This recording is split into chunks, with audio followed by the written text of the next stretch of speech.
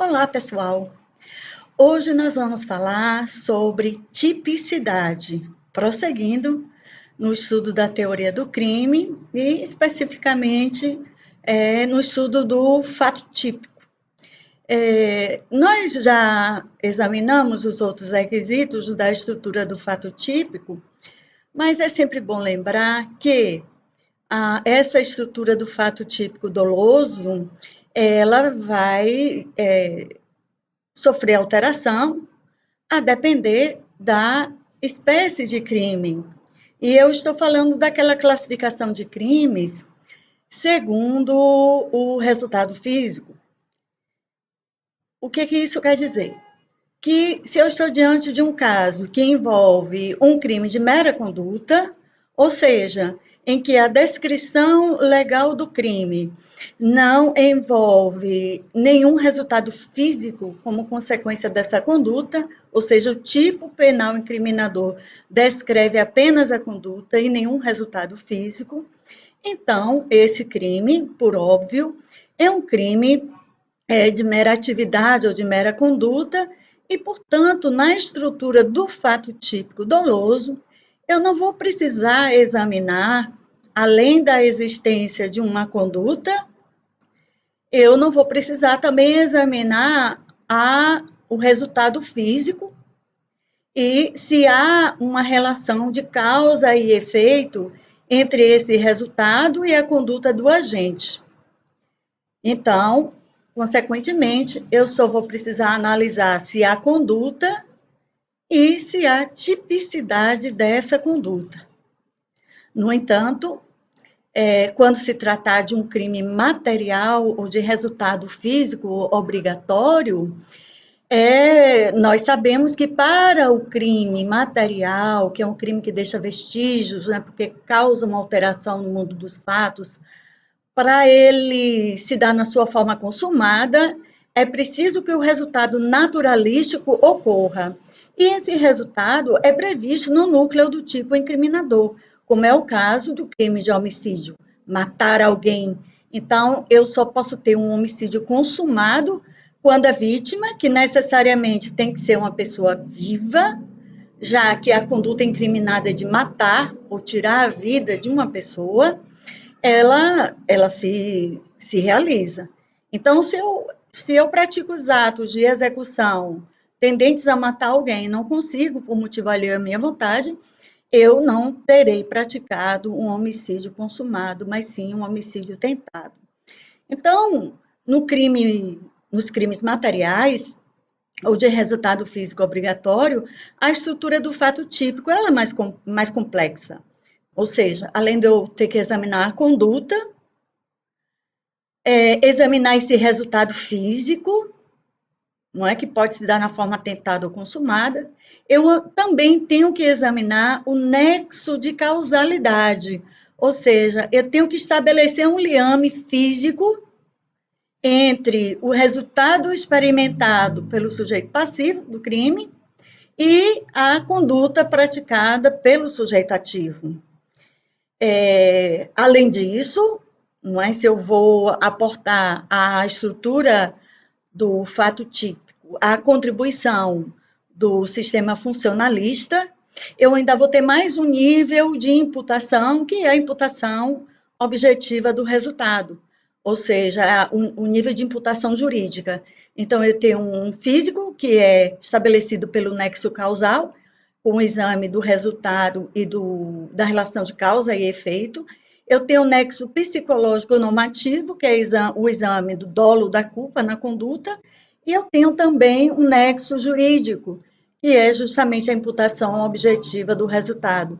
Então, eu vou ter que verificar também, não é, se esse resultado é fruto de um risco proibido, não é, que foi incrementado ou que foi instaurado pelo agente, e se esse resultado se realizou dentro do risco que ele criou, não é, para efeito de também atribuir juridicamente esse resultado ao agente. E só, em seguida, examinar a tipicidade. Então, nos crimes de mera conduta, bem como nos crimes formais, vamos relembrar os crimes formais, que é que acontece nos crimes formais? O legislador penal, no tipo penal incriminador, ele descreve a conduta incriminada e também o resultado físico pretendido pelo agente. Porém, por uma questão de política criminal, o legislador considera a consumação desse crime de forma antecipada, ou seja, com a só realização da conduta, independentemente da obtenção ou não do resultado físico pretendido por ela, o crime já ocorre na sua forma consumada, de sorte que esse resultado físico ele vai constituir um mero exaurimento do crime, ele não vai ter nenhuma relevância para efeito de estabelecimento dessa consumação. É por isso que os crimes formais ou de consumação antecipada também são chamados, né, de tipos incongruentes, né, porque o dolo do sujeito é bem maior do que é considerado pelo legislador para efeito de consumação. Vamos, só para contextualizar, usar o exemplo clássico, né, da doutrina, que é a extorsão mediante sequestro. Então, o que consiste a conduta do agente? Consiste na privação da liberdade da vítima como um meio necessário para ele obter o preço pelo seu resgate. Então, vejam que o dolo do sujeito é bem maior do que a simples privação da liberdade. Na verdade, a privação da liberdade é apenas uma etapa, não é? É que ele tem que ultrapassar para chegar à sua atividade final, que é obter, não é, esse ganho patrimonial, ainda que à custa da liberdade de alguém. Então, o que o legislador faz? O legislador, por uma questão de política criminal, ele vai se antecipar, e isso fica muito claro quando você examina, desculpe, o núcleo do tipo, não é, que é o verbo, em que o legislador concentra o núcleo, não é, na conduta e não no resultado físico por ela pretendido. Então, uma vez que se priva a liberdade da vítima, já se consumou o crime de extorsão mediante sequestro, ainda que o agente ativo não venha receber um centavo, não é, pelo resgate da vítima, para efeito de consumação. Então, sendo assim, agora, né, já com essa visão, só para efeito de uma revisão, né, como esse era o meu objetivo nesse início de conversa, era estabelecer de forma clara que nós temos, quando se trata de fato típico doloso, que trabalhar com duas estruturas possíveis, né, do fato típico. Se eu tenho um crime de mera conduta ou formal, a estrutura do fato típico vai ser bem simples. Eu vou examinar apenas a conduta e a tipicidade. No entanto, se eu estiver tratando de um fato típico doloso material, essa estrutura vai ser mais complexa, então vai requerer um maior exame. Eu vou ter que examinar a conduta, o resultado físico, o nexo causal, a imputação objetiva desse resultado e a tipicidade. Como nós já tratamos desses requisitos anteriormente, então vamos nos fixar hoje apenas na tipicidade. O que vem a ser tipicidade como requisito do fato típico?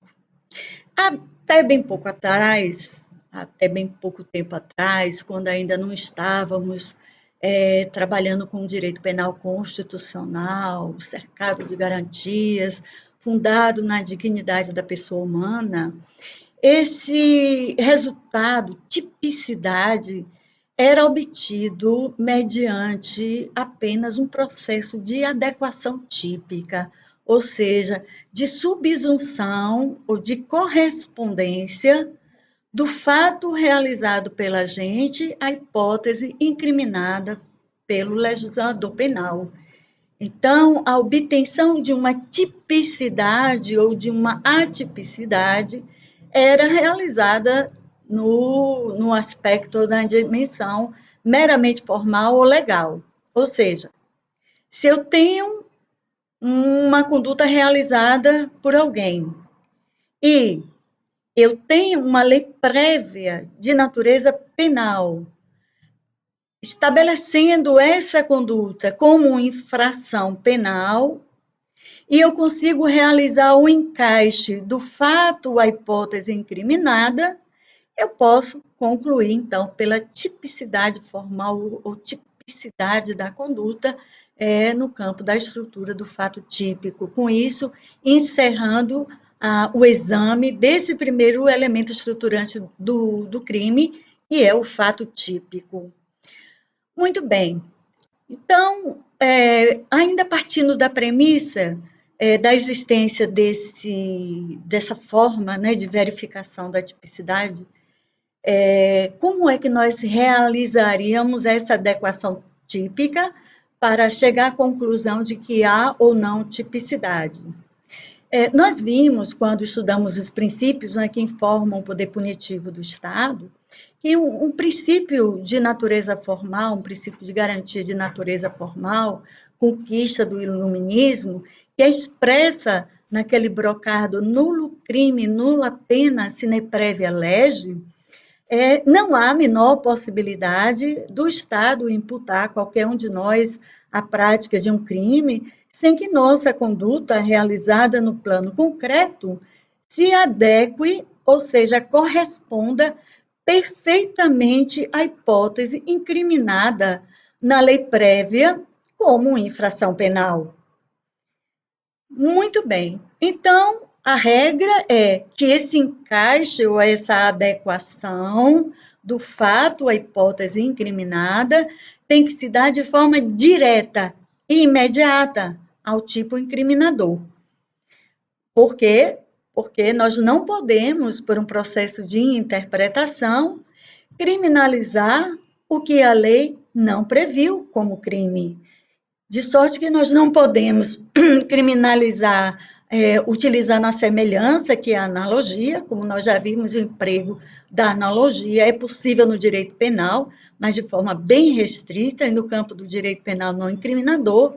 Então, se a lei prevê como crime de bigamia o fato de alguém contrair casamento sendo casado, eu não posso, porque a Constituição equiparou para fins de proteção o casamento civil à sociedade de fato, dizer que aquele indivíduo ou aquela mulher que convive maritalmente com mais de uma pessoa está incidindo no crime de bigamia.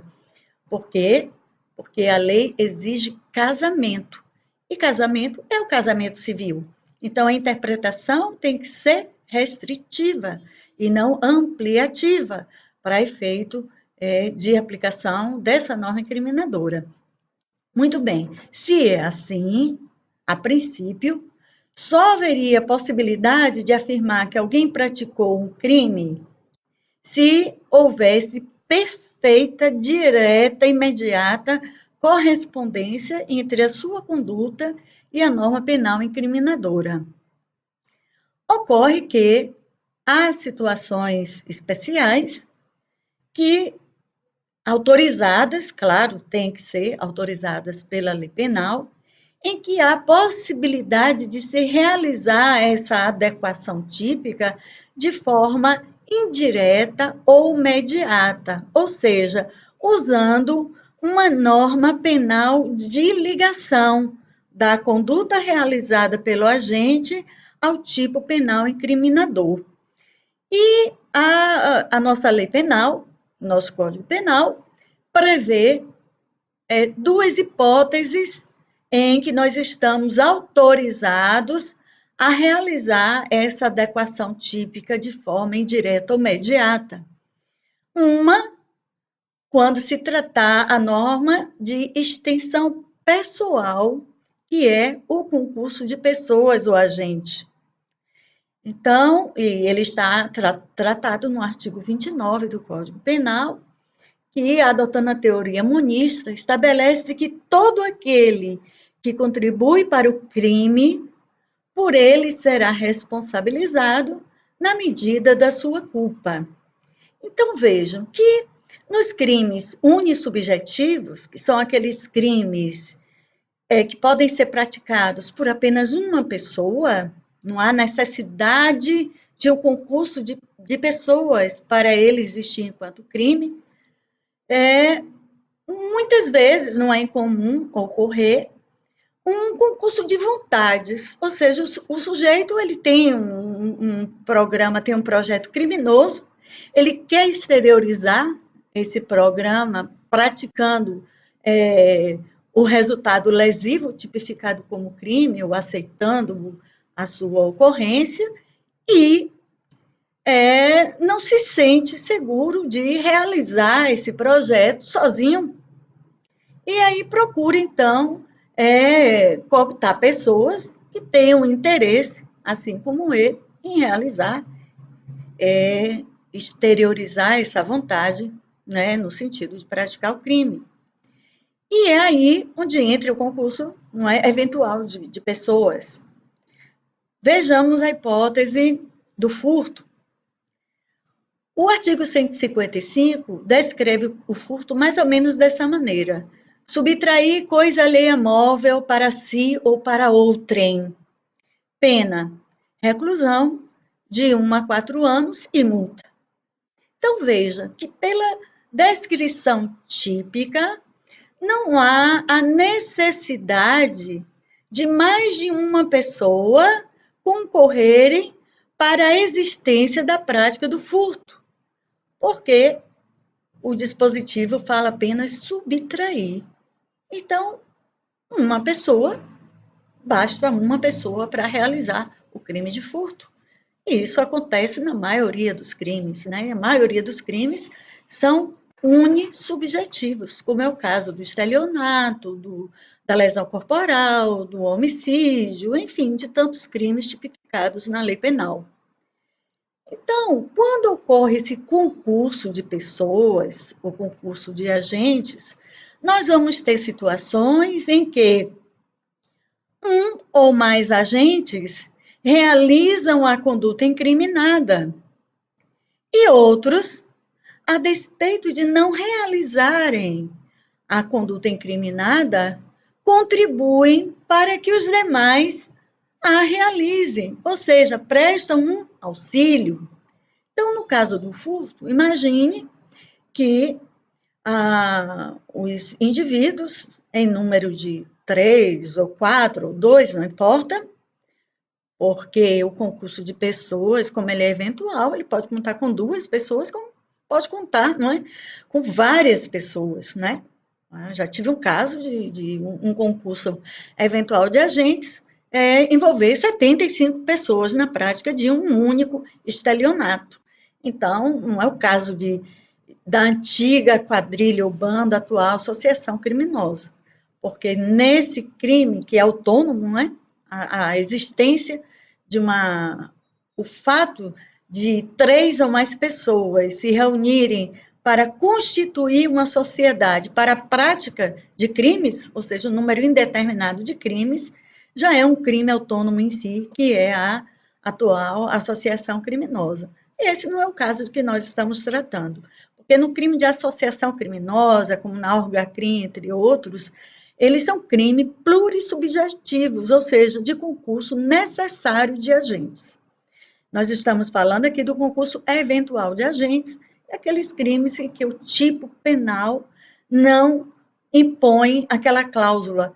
Várias pessoas, 2 ou mais pessoas, 3 ou mais pessoas se reunirem para praticar crimes. Então, voltando ao furto, que é o objeto do nosso exemplo.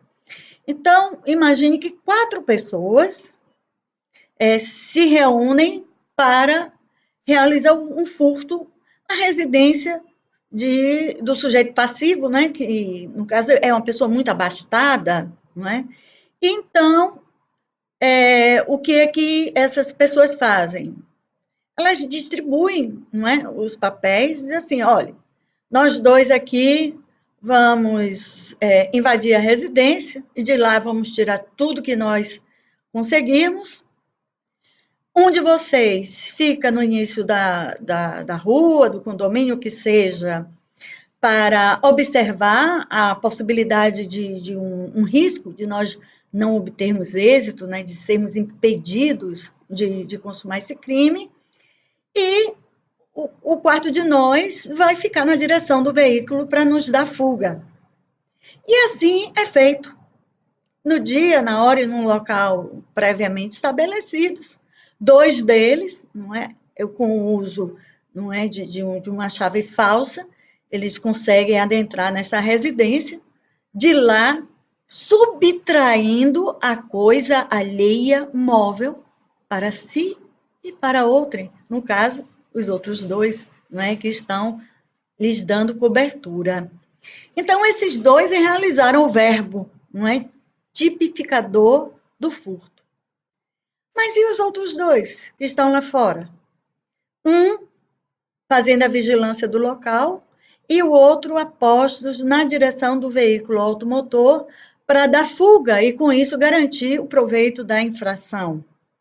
Vejam que se eu não tivesse a possibilidade, com a regra do artigo 29, que trata do concurso eventual de pessoas, ligar esses dois que deram contribuição, que tiveram participação na consumação do crime, eles ficariam impunes, porque eles não realizaram o verbo tipificado como furto, que é subtrair a coisa alheia móvel para si ou para outra. Então, apenas os coautores, ou seja, aqueles que realizaram o verbo, poderiam sofrer o exercício do poder punitivo do Estado. E, claro, essa solução não seria consentânea com o objetivo da aplicação da lei penal, que é, antes de tudo, a restauração do tecido social, pacificação de forma justa dos litígios. Então, os outros dois, que são meros partícipes, ou seja, não realizaram o crime, mas contribuíram, cada um deles, para a sua realização, com base nesse artigo 29, não é? Que trata desse concurso de agentes, eles vão sim poder, não é, ser responsabilizados pelo crime de furto através de um processo de adequação típica, indireta ou imediata. Ou seja, eu vou dizer que esses indivíduos, esses dois, vão responder pelo crime tipificado no artigo 155 do Código Penal, que trata do furto, combinado com o artigo 29, que trata do concurso eventual de agentes. E assim, cada um deles, na medida da sua culpa, vai responder pelo crime de furto. Então, quando eu realizo esse processo de adequação da conduta ao tipo, utilizando essa norma de extensão pessoal, que é o concurso eventual de agentes, essa adequação típica se está realizando de forma indireta ou mediata. Então, eu vou encontrar tipicidade na conduta desses agentes? Vou, mas só porque eu tenho a possibilidade legal de realizar essa subsunção do fato à hipótese mediante essa norma de extensão, que eu costumo brincar, não é, com meus alunos, dizer que é uma gambiarra jurídica, não é, uma extensão, não é, no plano metafórico, não é, é uma extensão legal. Então, eu vou ligar o verbo incriminador, a extensão, que é o concurso de pessoas, para apanhar todos aqueles que contribuíram para a prática desse furto. Então, quando isso ocorre, eu emprego o artigo 29, combino ele com o crime praticado por essas pessoas. É claro que se o crime tivesse sido praticado por uma única pessoa, eu ia dizer apenas que ele estaria em curso nas penas do artigo 155 do Código Penal. Mas a partir do momento, né, que mais de uma pessoa contribui eventualmente para a prática do crime, eu vou ligá-las a esse crime justamente com essa norma de extensão pessoal, que é o artigo 29, que trata do concurso de pessoas. Muito bem. A outra possibilidade, a outra hipótese, é da utilização da norma de extensão temporal, que é a tentativa. Isso vai possibilitar o Estado alcançar os agentes no momento anterior à consumação do crime. Vejam que se não houvesse expressa previsão legal no artigo 14, inciso 2, da possibilidade de alguém responder pela prática de crime na sua forma tentada, todos aqueles que iniciassem e encerrassem a execução do crime e não conseguissem obter a sua consumação, simplesmente ficariam impunes. E isso seria terrível, né, para a segurança jurídica, para o sentimento da coletividade, não é, em termos de segurança e de paz social. E contribuiria para que qualquer um tentasse, continuasse tentando, não é, a prática desse crime, quantas vezes quisesse, porque saberia de antemão que apenas a tentativa do crime não geraria nenhuma responsabilidade penal. Então, e nós já temos, não é, já nos encontramos em sala de aula e na sala de aula invertida, não é, que é essa sala virtual, nós já nos encontramos para falar detalhadamente sobre o intercrimes e abordamos a tentativa. Então, por hoje, nós não vamos aqui, né, discorrer sobre a tentativa, eu remeto vocês, não é, para outra aula, e vamos apenas aqui falar de como realizar a adequação típica, né, na sua dimensão formal, e com isso nós já vimos que há duas possibilidades. Ou adequação típica de forma direta, então eu consigo perfeito encaixe da conduta do agente à norma penal incriminadora, ou essa adequação típica vai se dar de forma indireta. E aí, como esse encaixe não vai ser perfeito, eu vou precisar usar a norma de extensão temporal, que é a tentativa, prevista no artigo 14, inciso 2, ou vou precisar usar a norma de extensão pessoal, que é o artigo 29, que trata do concurso de pessoas. Então, quando eu consigo realizar esse encaixe de forma direta ou indireta, eu vou obter como resultado a tipicidade da conduta no plano formal legal. Mas, voltando ao início da nossa conversa, eu disse a vocês que, nesse modelo democrático ou garantista de direito penal, que nós temos como regra, a despeito de ter, nós temos aqui em atuação outras linhas teóricas de direito penal, o exame da tipicidade não se encerra apenas nessa dimensão formal ou legal. Há necessariamente que se examinar a tipicidade também na sua dimensão material. E por que isso?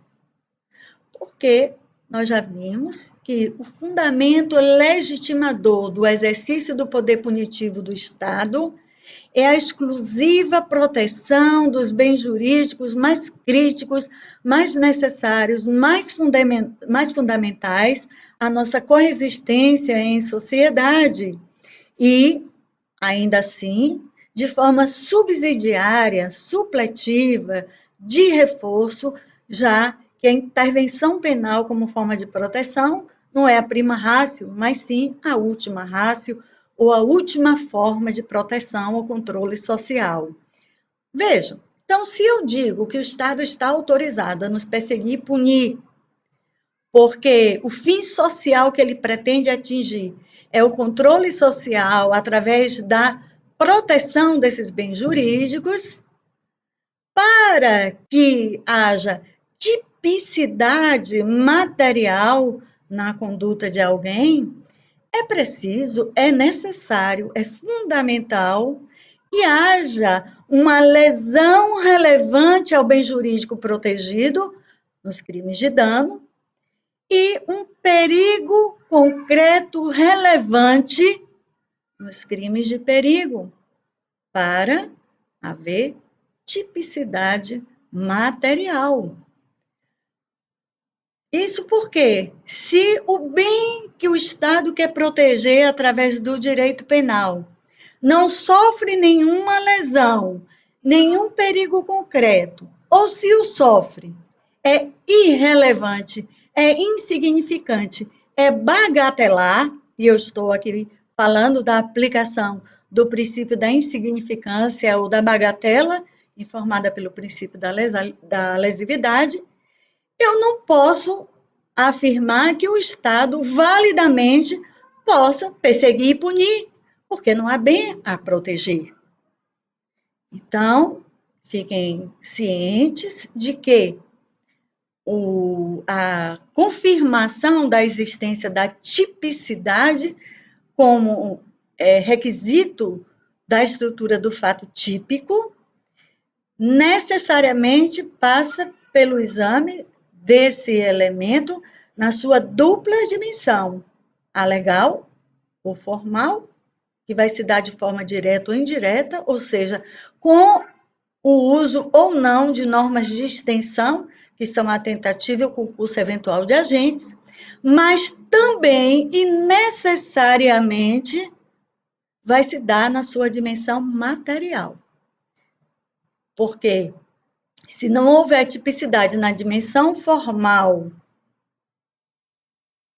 é claro, o fato será atípico, mas se houver tipicidade na dimensão formal, mas não houver também necessariamente na dimensão material, a consequência também será a mesma. O fato será atípico e, nesse caso, materialmente atípico. Então, como conclusão, para encerrar nosso encontro de hoje, podemos afirmar que não basta a tipicidade formal, é necessário também o concurso da tipicidade material da conduta para efeito de se afirmar a existência de um fato típico. Até a próxima.